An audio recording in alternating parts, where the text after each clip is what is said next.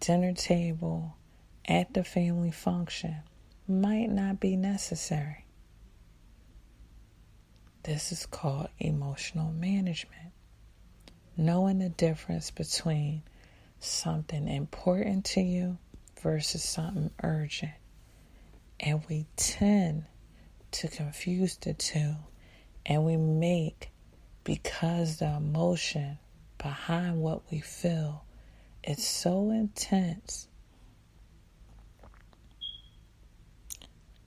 we make it so important that we put a sense of urgency that we have to deal with it right then and there.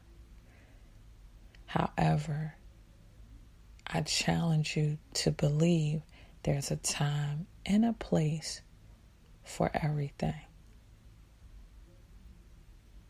A family member you might end up around, you might see, it might stir up emotions, but you have to manage yourself enough to know, okay, this is making me aware that this feeling exists inside of me. However, I have to remain present in the actual event that's occurring, which is being around family, which is enjoying loved ones, which is laughing and sharing food.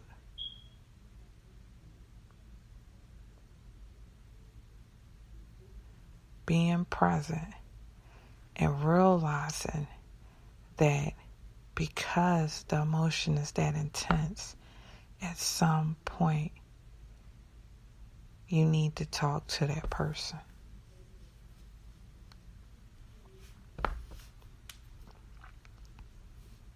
It's a hard pill to swallow because you get around family and things stir up, unresolved issues stir up, and you feel because it's such an intensity behind the feeling, you feel that it has to be labeled urgent and you have to deal with it right then and there.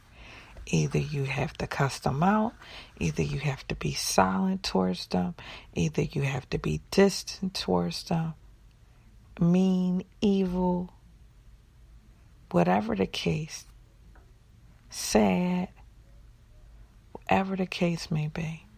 You have to gain enough emotional management to be your own referee. Be your own referee and say, though this feeling is very valid and very strong, it's not appropriate, and now is not the time.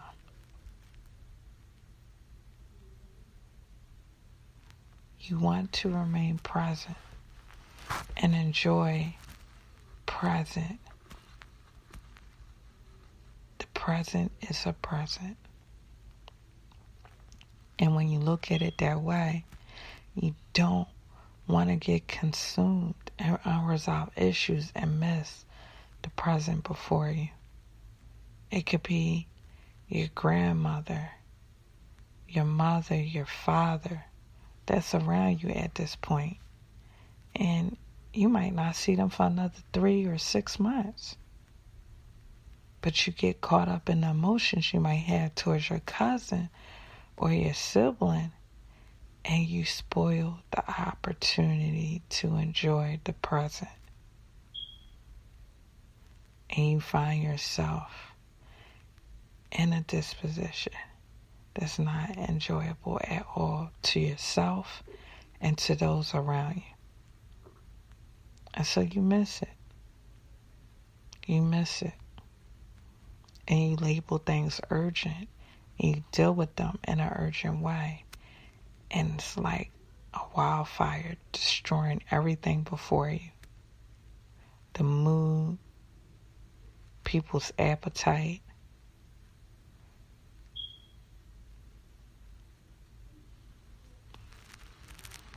So, if anything, you want to have emotional management in that angle. number 2, I want to talk about forgiveness. Yes, I have dived in on this topic before. However, it doesn't get old. And around a holiday, you see people that might stir up unresolved issues of forgiveness. And you have to deal with it.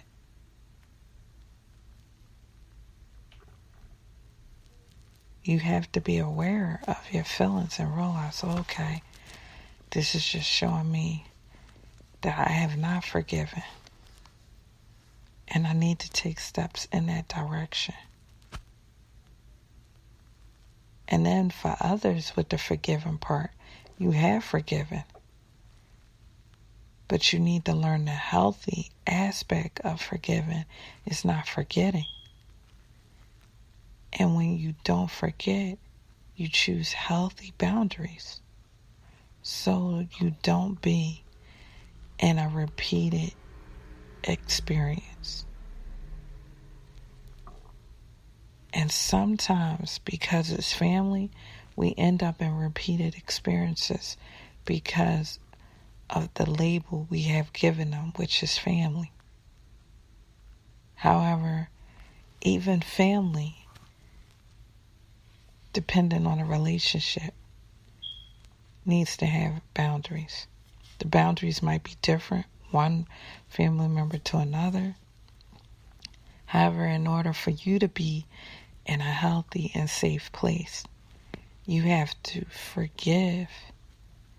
And the aspect of not forgetting is building a boundary that it doesn't reoccur. Because one thing about forgiveness, like I said before, you are responsible for releasing what's in your heart. It would be awesome if the person at the same time cleansed themselves of emotions, but you cannot control that. And knowing that a person might remain the same type of person that they were when they wounded, offended, hurt, disappointed, violated you.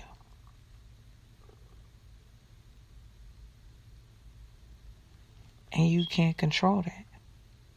So knowing that, you have to build a boundary. Some family members you just need to be cordial with. And let me say this under the forgiving piece.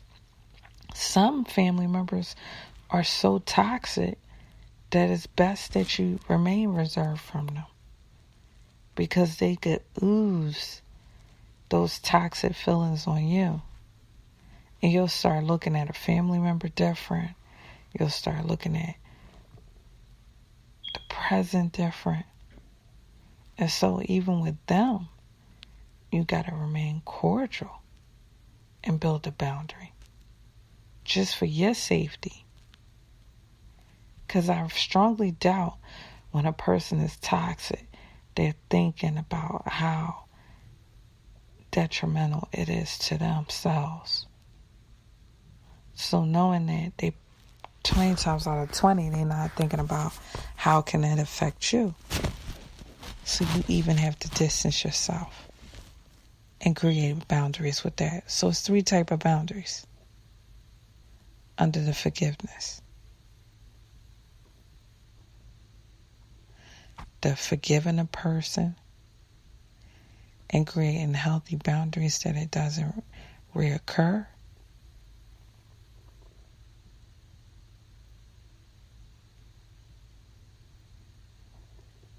A person in an unforgiving state, and you have to have boundaries for them. And a person that's toxic, that's moving around, and they just toxic, and you got to have boundaries with them. So during this holiday, you can have laughter even with the family members that you're cordial with. But you got to give everybody their understood boundaries. And by that, I mean the ones you set for them. They don't have to necessarily approve them, and you don't even have to stress it or vocalize it, but you have to do it for yourself, just so you can enjoy the present.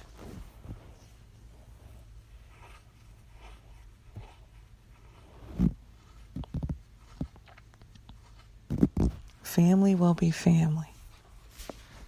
You got to understand, there are some family members that don't even know what that title family holds. And they're just blood related to you. And you have to understand that too, and label them accordingly. This is all about emotional management. All about emotional management. You have lost a loved one this year. A loved one has been sick, and they're not at this holiday get-together. You have to maintain enough emotional management to say, yes, I miss you. Yes, I wish you was here.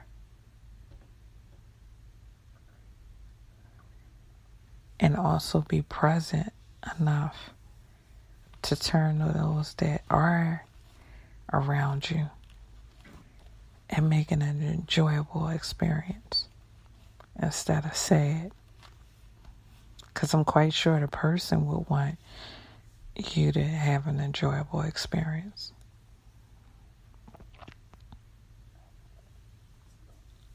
Losing someone can be devastating. And it's a part of mourning that actually has you in a place of pain that doesn't have a set time. I tell people all the time, mourning doesn't have a set time. For some, it's a couple of days. For some, it's a couple of weeks. For some, it's a couple of months. For some, it's a couple of years. However, you don't want mourning the death of someone to congest your life to the point that you not enjoy the present. You're going to always miss them. But should you mourn them forever? No. Is it going to be a part of you that feels like missing? Yes.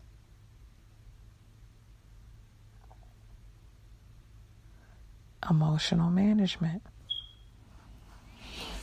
Sometimes until we hear things are emotional management, we won't label it as such.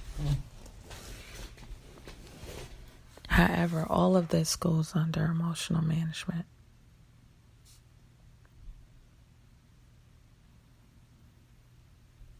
All of this is a part of you growing in your social skills, growing in your relationships, and growing in self-love. Because the more you at a good place with yourself, the more you are loving to yourself. There's never a time where someone's in a bad place and their disposition is screwed up that they're actually expressing a good amount of self-love to themselves. And so you don't want to look at it as emotional management for the people around you only. It's also for yourself. Yourself. Let's have a good holiday. Let's enjoy family and friends. Let's be able to separate things and know the difference between important and urgency. Let's learn healthy boundaries and labeling people accordingly. Make this an enjoyable holiday.